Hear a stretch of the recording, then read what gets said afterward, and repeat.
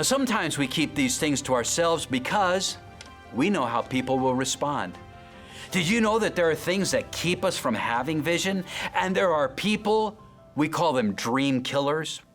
Well, what would keep a person from having vision? Let me tell you, the biggest factor that would keep somebody from getting a vision from God about what God wants to do, the biggest factor that keeps somebody from a clear picture of a preferable future imparted by God, the biggest thing is a thing called fatigue. The greatest limiter of vision is that thing called fatigue.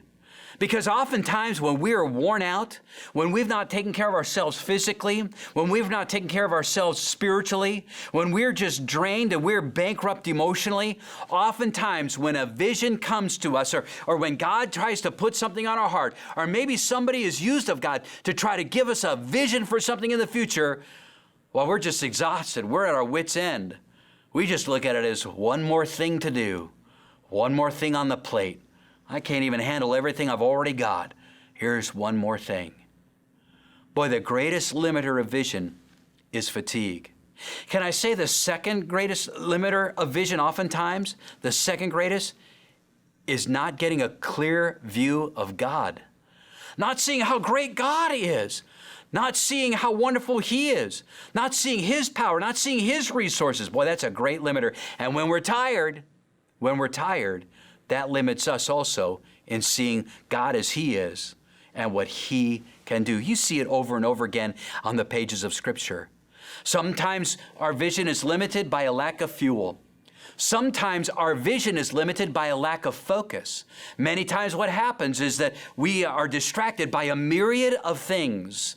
And so we miss what God is doing. We miss what God can do.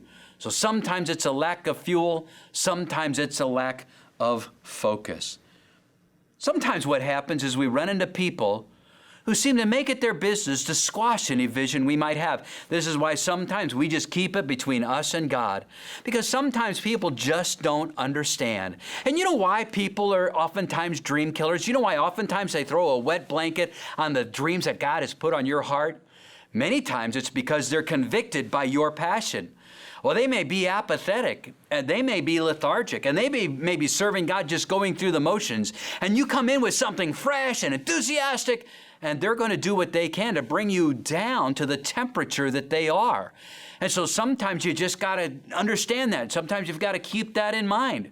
And sometimes if we find ourselves in the position of being a dream killer, somebody says, I want to see God do this. And we say, well, that's not going to happen. We need to look and see, why am I throwing wet water on that thing? Why am I squelching that enthusiasm? What is that about? And it may be because we ourselves are lethargic, and this passion convicts us, and the enthusiasm convicts us. And it may be, too, that we're convicted by the fact that here's a guy that wants to do something for God, and I'm just trying to tread water. Here's somebody that wants to move forward, and I'm comfortable with the status quo. Now, I need to take a look at that. Sometimes people are dream killers because they're convicted by your faith, convicted by your passion. Sometimes people are dream killers because they're comfortable where they are. Sometimes they kill your dream because they've lost sight of a vision God had given them. And it may be that one time they were enthusiastic and they were passionate, but the vision died. They hit some difficulties, they hit some struggles, and quit pursuing the dream God put on their hearts and their lives. And so a vision begins with a burden. Don't worry, I haven't forgot about Dr. Carter. A vision begins many times with a burden. A vision comes while we're in the place of faithfulness. That's a trustworthy place to be. A vision may not yield all the steps, just the next step, and a vision is bigger than we are. So what do you have a vision for? What has God put on your heart? Are you duplicating yourself in the ministry? Has God given you a drive, a passion, a desire to be an expert where you serve Him? Are you serving in children's ministry? Has God put on your heart to become an expert in children's ministry?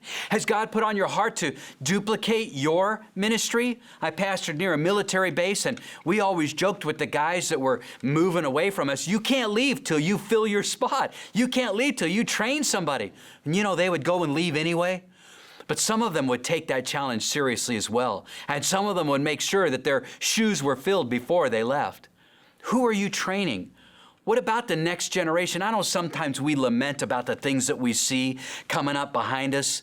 We lament about some of the attitudes and the worldviews that we see. We lament that. Well, who are we training? Who are we bringing alongside? Has God given us a vision, not for an individual? How about a team of individuals? Has God given us a vision for duplicating our ministry? Not a school, but many schools. Not a church, but many churches. What has God given you a vision for? I tell you, I believe that this will impact every area of our lives. If there's a person that bags groceries, it will change how they bag the groceries. If their job is to go out and round up carts, it'll give them a different perspective on rounding up carts. If a person's job is to pump gas, it'll give them a different perspective about pumping gas.